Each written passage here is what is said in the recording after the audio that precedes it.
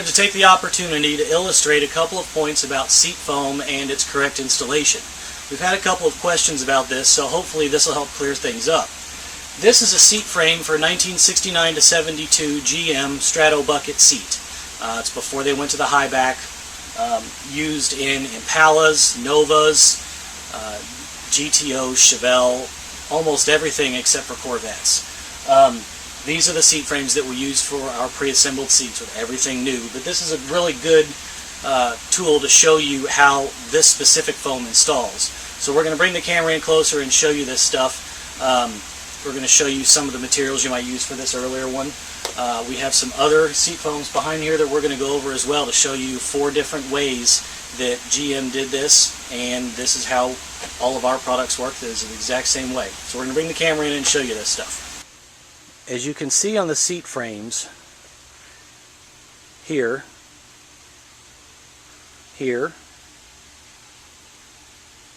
and also on the cushion, there are wires that are already attached to the seat frame. This is what your hog rings are going to attach to through the seat foam in order to create the bolsters that hold you in the middle of the seat. So when we lay the seat foam on top of the frame, we'll see that there are 2 trenches. We're going to get in closer here. We call these trenches.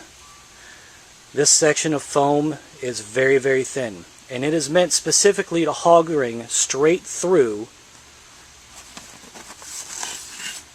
to get to these wires on the other side. Most installers will take scissors and just cut straight down this line all the way down, not quite to the bottom, and then they can just go straight through it. And you hog ring directly to the wires underneath them in the frames. Now this obviously is an A-body frame. It's not a Camaro or Firebird. The Camaros and Firebirds for 67 to 69 install pretty much the exact same way. Wherever there's an appropriate trench to create the bolster, you go straight through it and into these wires in the frame. It's pretty easy. It's pretty self-explanatory. If you have your originals, you can follow along exactly as how they were taken apart. But this is how they did it up until 1969 to 72-ish is when they started changing things over. Next, we're going to look at a 78 to 81 Camaro Deluxe bucket seat foam.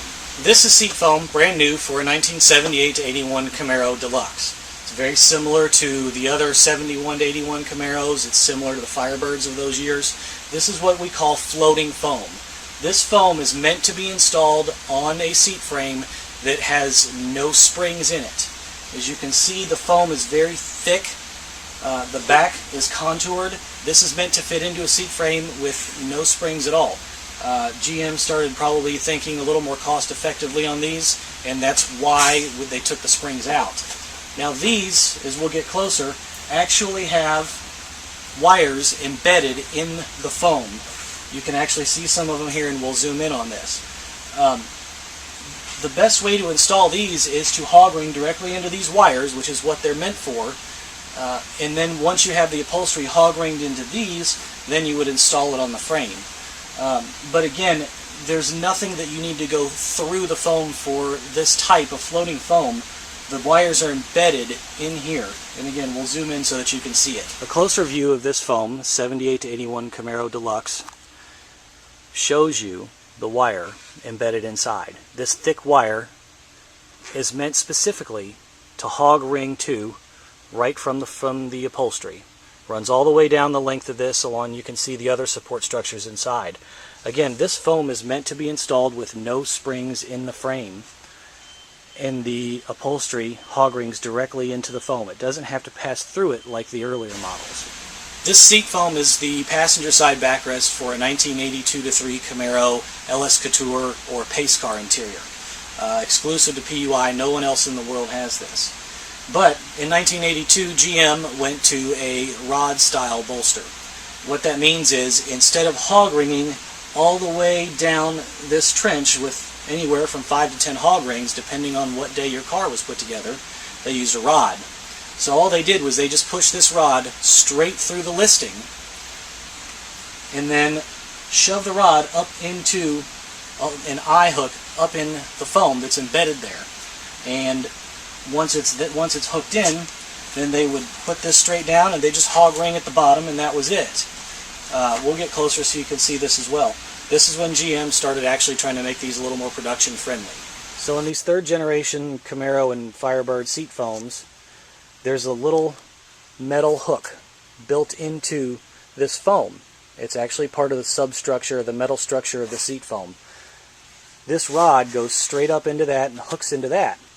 With the listing over this, when you pull this down, it creates the bolsters over the side of the foam. And then you would just hog ring this one rod in one place, and that creates your bolster all the way down the seat. This is a backrest foam from a 93 to 97 Firebird bucket seat.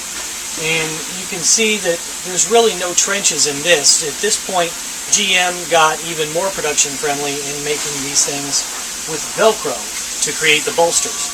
You've still got good thick foam, obviously, and this is what shapes the bolsters, but there's what we call Velcro foam on the back side of the seat covers for these. And that's the soft loop part of the Velcro, and it just pushes right against the hard loop, and that creates your bolsters. All you have to do is just put the seat cover over it, get it good and tight, and push it onto this Velcro, and that creates your bolsters. This didn't really start until the early 90s, so a lot of your earlier models, you're never going to see this. And beyond this, GM actually eventually at some point started laminating the upholstery to the foam, which makes it even more difficult to take apart if you need to recover.